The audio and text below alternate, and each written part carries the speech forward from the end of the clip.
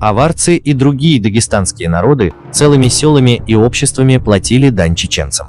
Об этом писал не кто-то или какой-то самозванец, а известный в мире ученый, один из первых европейских исследователей кавказских народов, Иоганн Антон Гильденштедт.